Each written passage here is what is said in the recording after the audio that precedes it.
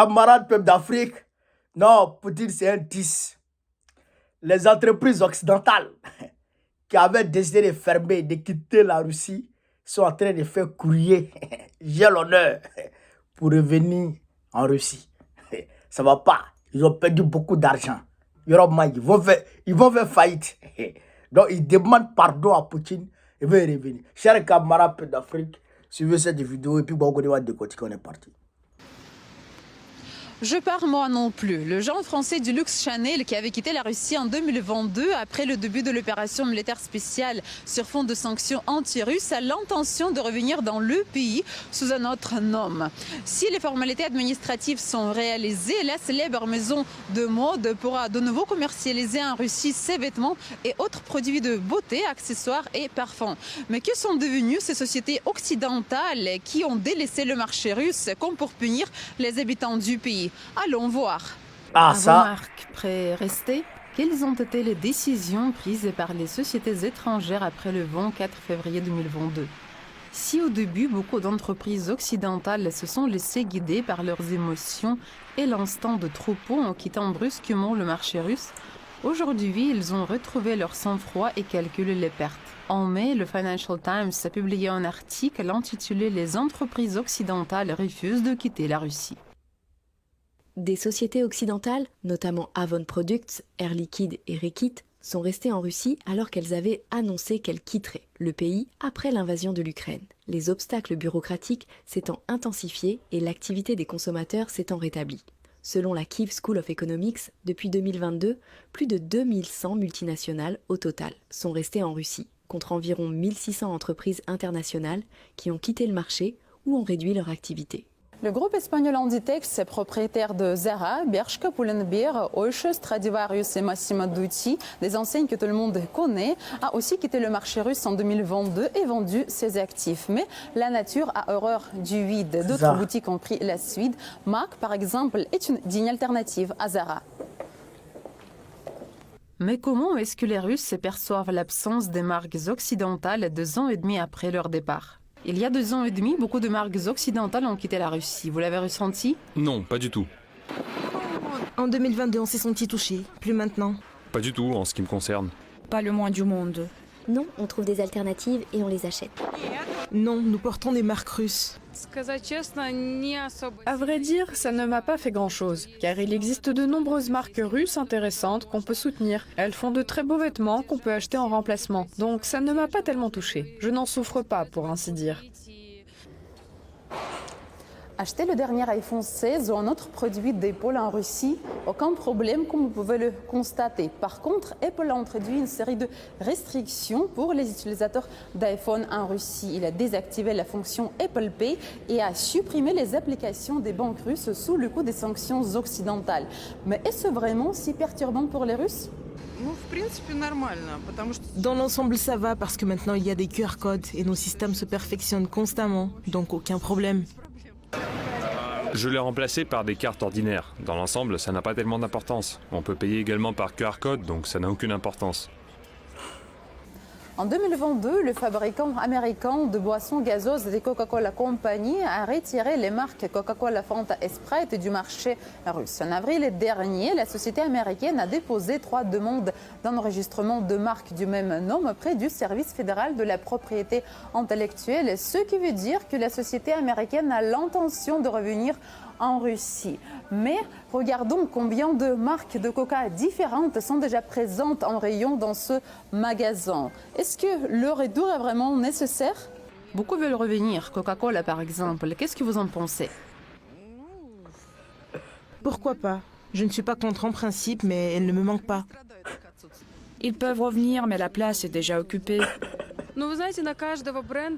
Chaque marque a son acheteur, son consommateur. Ça ne m'a rien fait quand ils sont partis. En principe, qu'ils reviennent ou pas, ça m'est égal si j'ai trouvé une bonne alternative parmi les marques russes. Je suis quelqu'un de scrupuleux. Si quelque chose me plaît, je ne me précipite pas pour le remplacer par quelque chose de nouveau. Si c'est quelque chose de bien, pourquoi pas? On peut l'envisager. En ce qui concerne les réactions officielles de Moscou au départ des sociétés étrangères du marché russe, elle est plutôt positive. Vladimir Poutine ne voit que des avantages à cette situation.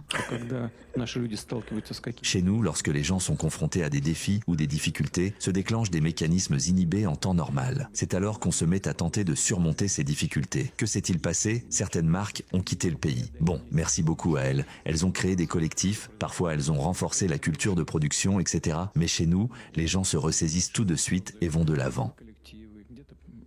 C'est encore en mars de cette année que l'agence Reuters a calculé les pertes des entreprises qui ont quitté la Russie en 2022. L'exode des entreprises de Russie depuis son invasion de l'Ukraine en 2022 a coûté aux sociétés étrangères plus de 107 milliards de dollars en dépréciation et en perte de revenus, montre une analyse de Reuters portant sur les documents et les déclarations des sociétés. Le volume de pertes a augmenté d'un tiers depuis le dernier décompte effectué en août de l'année dernière. Cela fait 2 ans et demi que certaines entreprises étrangères ont quitté la Russie et il semble que les Russes ne remarquent plus leur absence. Comme nous l'avons appris aujourd'hui, ils n'ont rien contre leur retour tout en leur ayant déjà trouvé des remplaçantes. Dans cette situation, les grands perdants sont des sociétés étrangères et leur gouvernement qui ont scié la branche sur laquelle ils étaient assis. Ah ouais, ils ont scié la branche sur laquelle ils étaient assis. C'est fort. Ah, la petite go russe là, ça bouge prêt. Il va aller la saluer un peu. Frère, quand on parle aux gens de ne pas agir dans l'émotion, mais les gens ne comprennent pas. Vous avez agi dans l'émotion et l'instinct du troupeau. Comme tout le monde s'en va, nous aussi on s'en va. Voilà, maintenant vous avez enregistré 107 milliards de dollars de pertes. 2022-2024. Mais, tu dis quoi? C'est comme aujourd'hui. Mais si vous voyez, non? C'est comme aujourd'hui. Imaginez un instant, chers camarades d'Afrique, Kagil dégage de la Côte d'Ivoire. Tous les entrepôts, on nationalise. Imaginez un instant, Boloro dégage. Pendant que nos frères sont déjà là, ils connaissent déjà. C'est eux qui travaillent, connaissent déjà le système. On nationalise. En 2010, c'est ce qu'ils ont fait. Gbagbo Laurent, il a nationalisé les banques françaises. De là à là. Quand il a nationalisé de là à là, ils ont compris que Europe. C'est ce que Poutine a fait. Dès que tu t'en vas, il y a des petits Russes qui travaillent là-bas, qui travaillent avec toi. Eux, ils connaissent déjà comment ça fonctionne. Ils réactualisent le système et puis ils envoient les produits sur le terrain. Europe, même chose. Tu dis quoi? Zara, Chanel, tout cela en pan. Ils ont reproduit même chose, même tapement, même. Tu dis quoi? Tout, même chose. Et puis ils ont changé de marque. Puis ils ont donné aux Russes. Maintenant, vous êtes en train d'envoyer les courriers pour pouvoir revenir. Ok. Mais les petits Russes qui sont là-bas, là, qui ont déjà pris position, là, qui sont déjà habitués à la clientèle. Mais Joe, ne faut pas dire comme ça. Hein? Ils sont devenus vos concurrents directs. Ils sont devenus vos concurrents en même temps. Parce que Poutine ne peut plus leur dire de quitter. Pour laisser la place, c'est mort. Vous allez aller chercher d'autres magasins. Vous allez trouver d'autres circuits de ravitaillement. En fait, c'est un nouveau système que vous allez mettre en place. Mais vous aurez déjà un concurrent. Parce que la marque qui a remplacé Chanel ne va pas partir. Et sa clientèle va rester. La marque qui a remplacé Zara va rester. Va partir. Et sa clientèle va rester. Ceux qui ont revu de partir, comme les Total, etc., ils ont eu raison. Et le gars de Total a dit ici clairement, le DG de Total a dit ici clairement, il dit il ne va pas. Il dit il ne peut pas partir. Parce que s'il va là, ce qu'il va perdre là, c'est plus que ce qu'il va gagner. C'est-à-dire qu'il va perdre gros. Son désengagement même déjà, l'argent qu'il va laisser là, c'est trop. Donc il a demandé à l'État français de payer ça. Si l'État français peut. Ils n'ont pas pu. Donc il est resté là-bas. Derrière, la France elle-même sera payer le gaz. Le gaz russe. La Russie vend le gaz à l'Inde. La France va voir l'Inde pour acheter le gaz russe avec l'Inde. C'est quoi ça? C'est quoi ça? La Russie te vend le gaz peut-être à 1 euro. Tu dis tu veux plus. La Russie prend le même gaz de 1 euro là. Il va vendre ça à l'Inde à 1 euro. Tu quittes là, tu t'en vas acheter ça à l'Inde à 2 euros. C'est quoi ça? C'est quoi ça? C'est quoi ça? Donc c'est dans ça ils sont. Comme ils sont bêtes, bon maintenant ils ont vu que ouais ça va pas. Il faut qu'ils reviennent. Donc ils vont maintenant en Russie.